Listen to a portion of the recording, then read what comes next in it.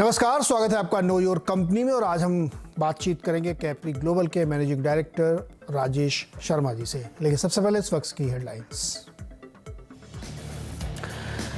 Global banking संकट की चिंता बाजार पर हावी, करीब 250 अंक की गिरावट के साथ निफ्टी 16,900 के नीचे। आरआईएल, इन्फोसिस, एचडीएफसी बैंक और टीसीएस ने बनाया सबसे ज्यादा दबाव, 15% से ज्यादा उछला विक्स इंडेक्स। सोने में रिकॉर्ड तेजी, एमसीएक्स पर सोना 60,000 के पार निकला। पिछले एक हफ्ते में 5,000 रुपए प्रति 10 ग्राम महंगा हुआ सोना। क्रूड में गिरावट बढ़ी, 15 महीने के निचले स्तर पर क्रूड $71 के पार पहुंचा। ब्रेंट का भाव ग्लोबल बैंकिंग संकट से मंदी गहराने के डर से कमजोरी बढ़ी। ग्लोबल वित्तीय संकट की फिक्र से मेटल सेक्टर्स में भारी गिरावट। निफ्टी मेटल सेक्टर 2% से ज्यादा फिसला। सेल, हिंडाल्को, जेएसपी जैसे शेयर्स में कमजोरी ज्यादा। सरकारी बैंक और ऑटो शेयर्स में भी दबाव। और कमजोर बाजार में भी कोचीन शिपयार्ड में जोरदार तेजी, शेयर 4% से ज्यादा उछला। नॉर्वे की सैमस्किप ग्रुप के साथ 550 करोड़ रुपए के ऑर्डर ने भरा जोश।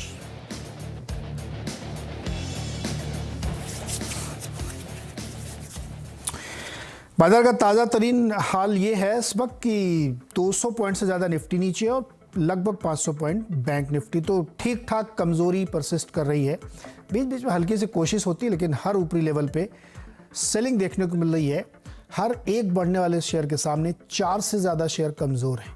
तो इस तरीके का ब्रॉडर मार्केट बैंडविथ है, जिससे समझ में आ रहा है कि बिकवाली काफ़ी तेज़ है। और मिड कैप में सबसे ज़्यादा गिरावट है, लगभग 450 पॉइंट की वीकनेस के साथ मिड कैप इंडेक्स भी काम कर रहा है। एक बड़ी क्विक कमेंट लेते हैं गाबा जी से। प्रकाश गाबा सर, सोना या निफ्टी? यस, बताइए। Good afternoon. बताइए। 16,800 में ट्रेड करा, यहाँ पर संभल जाता है तो ठीक है, नहीं तो 16,500 फिर 16,000 ही पॉसिबल है। कहीं पर भी क्या है कि आज जो वीकनेस है काफी हद तक बरकरार है। फ्राइडे का जो एक ग्रीन बार था उसको नेगेट किया। इसका मतलब ये, मैं पहले नीचे आ रहा था, एक बार फ्राइडे को ऊपर गया, वापस वो नेगेट कर लिया। अब मैं अब भी नीचे ही हूँ। सिंपल टर्म्स और कुछ नहीं। कहीं पर भी स्ट्रेंथ नजर नहीं आती, ना निफ्टी में या बैंक निफ्टी में। ओके, अच्छा, कोई ट्रेड तो बन नहीं रहा होगा इस समय। वेट एंड वॉच ज्यादा रखना बेहतर है।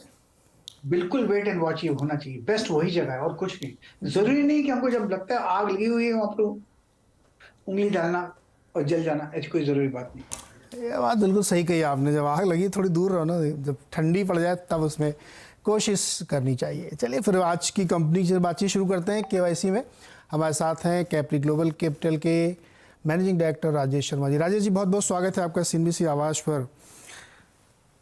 सर, सोना बहुत बढ़ गया है। यस, 60,000 के पार जा रहा है। अच्छी बात है। और आपका सोने की लेंडिंग वाला बिजनेस भी है सर। थोड़ा इसी से शुरुआत करते हैं। इसमें बताइए ना, क्या हालचाल है, सोने बढ़ने का क्या असर होता है?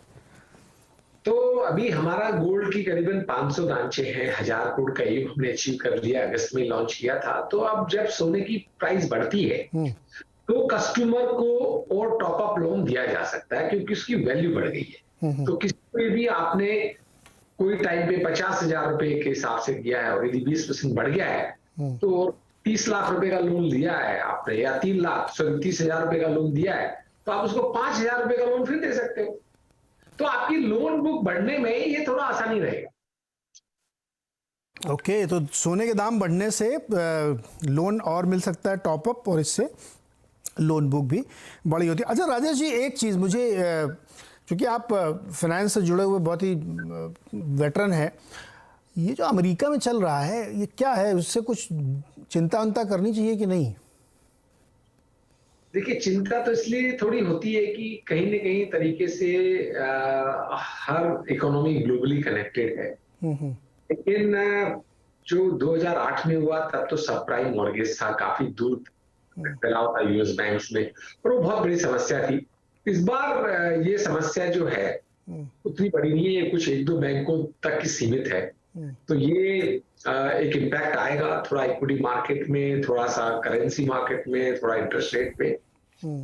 लेकिन इंडिया का जो है थोड़ा टेम्परेरी एक इफेक्ट हो सकता है, लेकिन हमारे यहाँ पे कंट्री की जो ग्रोथ ट्रेजेक्ट्री है यहाँ पे हमें लगता है कि ये 1-2 महीने का इधर उधर होगा, लेकिन लॉन्ग टर्म में जो हमारी अंडरलाइंग डिमांड है वो ठीक है। हमारा बैंकिंग सिस्टम काफी रोबस्ट है। ये आपने देखा ही होगा कि पिछले कई सालों में कोई ऐसा हुआ नहीं है कि बैंक में कोई डिपॉजिटर का कोई लोन का कोई नुकसान हुआ हो, कोई डिपॉजिट का नुकसान हुआ हो। तो ये एक अच्छी बात है। तो हमारे को इम्पैक्ट थोड़ा इक्विटी मार्केट में है, वो तो होता ही है, लेकिन जो है ओवरऑल हमारी इकोनॉमी की स्ट्रेंथ पे इससे कोई फर्क नहीं पड़ता है। एक बात तो सर, अपने यहाँ का banking system as on date बहुत ही स्ट्रांग है और आरबीआई ने बहुत ही बढ़िया अच्छे से मैनेज किया था कोविड से लेकर अब तक, तो इस वजह से बैंकिंग सिस्टम अपना बहुत ही रोबस्ट है इस समय, इसलिए कोई चिंता वैसी लगती नहीं हम लोगों को। अच्छा सर, ये बताइए राजेश जी कि आपका जो मिक्स में पढ़ रहा था आपकी कॉन कॉल से सब निकाल के, तो MSME, home loan, car loan, इन सब चीज़ों में आपने रखा है, बट प्रायोरिटी वाइज मुझे एक्सप्लेन करिए कि एमएसएमई और गोल्ड आपकी टॉप प्रायोरिटी पे है। तो जो हमारा ग्रोथ ड्राइवर है वो एमएसएमई है, और वहां पे लोन भी एक लंबे समय का होता है, अमाउंट भी 15 से 20 लाख होता है। तो हमारे इंटरेस्ट इनकम में जो है हमारी लोन बुक का 50% जो है एमएसएमई है, और गोल्ड लोन जो है वो स्मॉल टिकट साइज है, हालांकि उसकी ब्रांचेज, नंबर ऑफ ब्रांचेज ज्यादा है, तो वो भी नया प्रोडक्ट है, तो वो भी एक दूसरे नंबर का प्रायोरिटी है जिसका कंट्रीब्यूशन ज्यादा रहेगा। थर्ड हमारा जो है अफोर्डेबल हाउसिंग है, और चौथा हमारा अफोर्डेबल डेवलपर की फाइनेंसिंग है। तो ये हमारे 4 ही प्रोडक्ट हैं। ओके राजेश जी, मुझे एक चीज़ बताइए कि ये जो गोल्ड लोन है और जो नॉर्मल लोन है, गोल्ड लोन में इतनी ज़बरदस्त वृद्धि देखने को मिल रही है और नॉर्मल लोन में भी वृद्धि हो ही रही है, लेकिन गोल्ड लोन की वृद्धि को कैसे समझा जाए, मतलब इसकी ग्रोथ को कैसे एक्सप्लेन करें फिलोसफिकली, मुझे समझाइए कि लोग अपना सोना क्यों रख के लोन ले रहे हैं। तो इसकी ग्रोथ क्यों होनी चाहिए, एक तो ये है कि ये एक वो लोन है जो आदमी वॉकिंग जब जरूरत हो का सोना लेके आता है, बिना कोई ज्यादा कागजी कार्रवाई के 10 मिनट के अंदर में उसको लोन मिल जाता है, और वो जब चाहे तो वापस कर जाता है। तो एक बात देखिए, दिवाली पे यदि किसी एक छोटे व्यापारी को मान लो 1 लाख रुपए का लोन चाहिए, तो बैंक में अप्लाई करेगा, कब उसका सैंक्शन होगा नहीं होगा क्या पता, उसको पता नहीं। यहां तो आएगा 1.5 लाख रुपए का सोना लेके, उसको 1 लाख रुपए मिल गया, उसने अपने दिवाली का जो सामान खरीद लिया और 2 महीने में उसने बेच के लोन वापस चुका दिया। ये सुविधा जो है गोल्ड लोन में संभव है। ये सुविधा बैंक से कागजी कार्रवाई करके और पेपर देके 2 महीने के अंदर वापस चुकाना ये संभव नहीं। तो ये आसान है कि आपकी सीजनल कोई रिक्वायरमेंट है, आपने दिया और अपना पैसा ले लिया और आपने बिजनेस को आगे बढ़ाया। तो ये शॉर्ट टर्म रिक्वायरमेंट को इंस्टेंट लोन मिलता है। किसी को कोई मेडिकल इमरजेंसी हो गई, ऑटो रिक्शा ड्राइवर है, उसके घर पे 20,000 रुपए की तुरंत जरूरत, तो वो बजाय इधर से उधर मांगे, अपना आया गोल्ड लोन लिया, 20,000 रुपए दिया, 2 महीने बाद में 20,000 के बदले 22,000 रुपए चुकाया, 21,000 रुपए चुकाया, खत्म हुआ। ओके मतलब इसको किसी कंसर्न के तौर पर ना देखें। अच्छा सर, ये बताइए कितने लोग हैं जो गोल्ड लोन पूरा चुका लेते हैं, कितने लोग हैं जो कहते हैं कि हमारा सोना ही बेच लो, मुझे नहीं चुकाना, ऐसा भी होता होगा? देखिए बाई चॉइस तो ऐसा कोई नहीं होता है, क्योंकि ज्वेलरी के साथ में कमोडिटाइज नहीं, ज्वेलरी के साथ में उनके पारिवारिक इमोशनल एक फीलिंग अटैच रहती है। तो अनफॉर्चुनेट सिचुएशन जब ऐसी हो जाती है कि वो नहीं चुका पाता है, तब वो कहता है कि भाई आप बेच दीजिए, क्योंकि बिना मतलब में इसका इंटरेस्ट आप लगाते रहेंगे। तो ऐसे लोन बहुत कम होते हैं, ऐसे लोन 4-5% से भी कम होते हैं कि आपको ऑक्शन के थ्रू गोल्ड बेच के पैसा निकालना पड़ता हो। ओके सर, आपका कॉस्ट टू इनकम रेशियो इस वक्त क्या है एमएसएमई के लिए, हाउसिंग के लिए? देखिए हमारा cost to income ratio overall करीबन 41-42% है, और थोड़ा सा भी बढ़ा हुआ है क्योंकि हमने गोल्ड लोन की नई ब्रांचें शुरू की है, तो उसके चलते हमारा थोड़ा कॉस्ट इनकम रेशियो ज्यादा है। गोल्ड लोन की ब्रांचों को ब्रेक इवन होने में खुलने से लेकर 12 महीने से 15 महीने का समय लग जाता है। तब तक आपको कैपिटल एक्सपेंडिचर में इन्वेस्ट करना होता है, नई ब्रांच खोलने में आपको स्ट्रॉन्ग रूम बनाना होता है, पूरा सेटअप करना होता है, और उसके अलावा आपको यूं बिल्ड करने तक का जो है आपकी ब्रांच की जो कॉस्ट है वो आपको इनकर करनी होती है। तो उसके चलते हमारा थोड़ा सा ये जो है क्वेश्चन कम एलिवेटेड है। पर जैसा आपको पता होगा, अभी हमने एक राइट इशू किया, 1440 करोड़ रुपए की नई इक्विटी इंफ्यूज करी है। तो अगले साल से इक्विटी का इम्पैक्ट भी आएगा और जो गोल्ड लोन की जो है उसकी ग्रोथ का भी इम्पैक्ट आएगा। तो अगले साल क्वार्टर ऑन क्वार्टर आपको इसमें इंप्रूवमेंट होगा। ओके सर, गोल्ड लोन में बड़ा कंपटीशन बढ़ रहा है क्या? बैंक भी बहुत कूदे पड़े हुए हैं और पुराने जो प्लेयर तो है ही है, ये इतना कंपटीशन हो रहा है क्या इसमें? जो प्रोडक्ट सेफ होगा कंपटीशन तो होगा ही। आपको ये देखना है कि आप उसको एफिशिएंटली डिस्ट्रीब्यूशन नेटवर्क के थ्रू कैसे कस्टमर सर्विस अच्छी देके और एक मार्केट में अपना शेयर ले सकते हैं। गोल्ड लोन में बैंक्स काफी अच्छी रेट पे लोन देते हैं, तो वही कंपटीशन है, कंपटीशन इंटेंसिफाई हो रहा है। बट साथ साथ में एनबीएफसी भी अपनी सर्विस क्वालिटी डिस्ट्रीब्यूशन नेटवर्क के थ्रू रूरल में जहां बैंक की ब्रांच नहीं वहां जाए, अपना क्लस्टर बनाए, सर्विस अच्छी दें। तो मार्केट साइज अभी भी 10-12% से बढ़ रही है और 3-3.25 लाख करोड़ का पूरा ओवरऑल मार्केट है। और यदि गोल्ड लोन की प्राइसेस बढ़ती तो मार्केट वैसे भी बढ़ जाता है। यदि गोल्ड लोन की प्राइस यदि आप कह रहे हैं कि 8-10% बढ़ गई है, 12% बढ़ गई है, तो आप समझ कि वो तो ऑलरेडी आपकी बुक्स में एक तो लोन टू वैल्यू कम हो गया है और कस्टमर की लिबिलिटी बढ़ गई है। तो एक बहुत ही पॉजिटिव साइड है।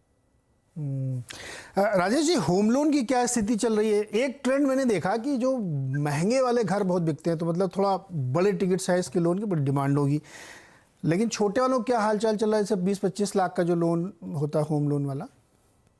नहीं, डिमांड तो नंबर ऑफ लोन्स तो उन्हीं की ज्यादा है, वैल्यू उनकी ज्यादा है। आप एक लेकिन जो है होम लोन में हमने देखा है कि हम लोग 50% हर साल ग्रो कर पा रहे हैं। एक तो बेस भी छोटा है लेकिन डिमांड भी बहुत है। तो हमें लगता है कि अफोर्डेबल हाउसिंग की इन नंबर ऑफ यूनिट्स की हम बात करें तो number of units affordable housing में ज्यादा होती है फाइनेंस बजाय की आपकी नॉर्मल सेगमेंट की बात करें। वहां टिकट साइज ज्यादा होती है, टिकट साइज कम होती है। लेकिन हम ये बात करें कि अभी जो देश में जरूरत है, छोटे आदमी को एक प्रॉपर घर मिले, पक्का घर मिले, उस पर सरकार का भी ध्यान है और उस पर एनबीएफसी ने भी काफी फाइनेंसिंग शुरू करी है, हाउसिंग फाइनेंस शुरू करी है और जो है छोटे घर बनने भी लग गए हैं क्योंकि उनको लोन मिलने लग गया है। एक रिपोर्ट में पढ़ रहा था एसबीआई कैपिटल की, वो लोग ये कह रहे थे कि जो छोटे लोन है चूंकि बढ़ती हुई ब्याज दरों से थोड़ी चिंता हो रही, तो थोड़ा घट रहा है क्या? नहीं, बढ़ती ब्याज दर का इम्पैक्ट सर प्रॉफिटेबिलिटी पे हो सकता है, डिमांड पे नहीं होगा इतना, क्योंकि वो जो एक 20 लाख का लोन है उसकी ईएमआई थोड़ी बढ़ जाती है। लेकिन आप वैसे देखें कि वो आज रेंट पे रह रहा है, रेंट से ओनरशिप में आ रहा है, पहला घर ले रहा है। ये जो छोटे घर हैं ये बहुत सारे जो है मोर देन 75% वो लोग हैं जो फर्स्ट टाइम होम ओनर बनने जा रहे हैं। तो रेंट बचाते हैं अपना और इधर आते हैं और यहाँ पे ठीक ठाक अच्छी रेट में उनको लोन मिल जाता है। तो डिमांड में इसके कारण कोई कमी नहीं आई। और चूंकि चारों सेगमेंट में देख रहा था आपके कि gold loan, home loan, car वाला भी एक लोन है आपका, बहुत ही तेजी से ग्रो कर रहा है और एमएसएमई तो खैर है ही सबसे बड़ा। इन चारों में सबसे ज्यादा ग्रोथ ड्राइवर क्या होगा अगले, मैं अगर 5 साल का आपसे व्यू लूं तो एमएसएमई और गोल्ड लोन और होम लोन तीनों ही 5 साल में जाके लगभग जो है इक्वल हो जाएंगे। ये वाला कार वाला कम रहेगा क्या? कंस्ट्रक्शन फाइनेंस कम रहेगा, बाकी तीनों जो हैं कंस्ट्रक्शन फाइनेंस कभी भी 20% के ऊपर नहीं जाएगा और बाकी 80% में आप ये मानो कि करीबन 30% एमएसएमई रह जाएगा, 30 जो है 25% आपका गोल्ड लोन हो जाएगा, 25% अफोर्डेबल हाउसिंग हो जाएगा। ओके सर, स्पोर्ट्स में भी बड़ी दिलचस्पी ले रहे हैं आजकल आप? किसमें? स्पोर्ट्स, खेल कूद में। हाँ, अभी हमें खो-खो, कबड्डी और एक इंटरनेशनल क्रिकेट की T20 लीग और एक यहाँ वुमेन प्रीमियर लीग लिए। हमें लगता है कि स्पोर्ट्स में एक तो आपको जो रूरल स्पोर्ट्स में ये आपके कस्टमर को, कंज्यूमर को कनेक्ट करता है। दूसरा एक तरीके से कैसे न कैसे हमारे को कहीं नहीं अपनी स्पोर्ट्स जो मेडल टैली है वो अपने को इम्प्रूव करनी चाहिए। आज हम सेकंड लार्जेस्ट पॉपुलेटेड कंट्री है, लेकिन मेडल टैली में अभी भी हमें काफी अपने आप को ऊपर लेके आना है। तो as a corporate, as a responsible corporate citizen हम अपना एक रोल अदा करना चाहते हैं यहाँ पे कि कैसे हम रूरल स्पोर्ट्स में लोगों को एक अपॉर्चुनिटी दे, एक इंकरेजमेंट दे, इन्वेस्ट करें। ये हो सकता है कि हमें इतना प्रॉफिट ना दे या लॉस भी 5-10 साल तक करना पड़े, लेकिन एक रेस्पॉन्सिबल कॉर्पोरेट सिटीजन के नाते हम चाहते हैं कि हम रूरल स्पोर्ट्स में स्पोर्ट्स को आगे लाने में जो भी एक अपना छोटा योगदान कर सकते हैं करें। सर वो यूपी वाले आप ही के पास है ना फ्रेंचाइजी? तो क्योंकि मेरा मन था कि इस पे मैं थोड़ा और विस्तार से किसी दिन बात करूं, केवल इसी पे बात करूंगा मैं। तो ये कॉर्पोरेट साइज पहले मैच देखने आइए, पहले मैच देखने आइए। चलिए सर, डन सर, पहले मैच भी देखूंगा, लेकिन बस एक सवाल तो इसमें पूछ नहीं, मेरा बहुत मन हो रहा है। इसको मैं कॉर्पोरेट एंगल की तरह से देखूं या सिर्फ अभी एक नहीं, कॉर्पोरेट एंगल है इसका। रमोन इफेक्ट ये है कि कस्टमर जब गोल्ड लोन लेने आता है तो उसने आपका नाम सुना होता है बार बार और अच्छे रेफरेंस में सुना होता है, तो उसका एक कॉन्फिडेंस थोड़ा सा बेटर होता है, अपना सोना रख के जा रहा है आपके यहाँ पे।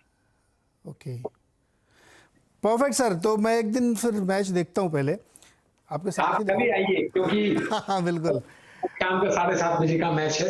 ओके, तो एक दिन मैच देखते हैं, फिर इस पर और थोड़ी चर्चा करते हैं। बहुत इंटरेस्टिंग लगा है मुझे, तो मैंने कहा इस पर एक दिन अलग से विस्तार से आधे घंटे बातचीत की जाएगी। राजेश जी, बहुत बहुत शुक्रिया और शुभकामनाएं इस नए स्पोर्ट्स वेंचर में उतरने के लिए। बहुत बहुत शुक्रिया सर। कैप्री ग्लोबल जो विमेन क्रिकेट है उसकी यूपी की फ्रेंचाइजी कैप्री ग्लोबल के पास है। 622 रुपये 15 पैसे पे ट्रेड कर रहा है, फ्लैट एकदम कारोबार इस कमज़ोर बाजार में भी। छोटा सा ब्रेक के बाद मार्केटिंग चर्चा।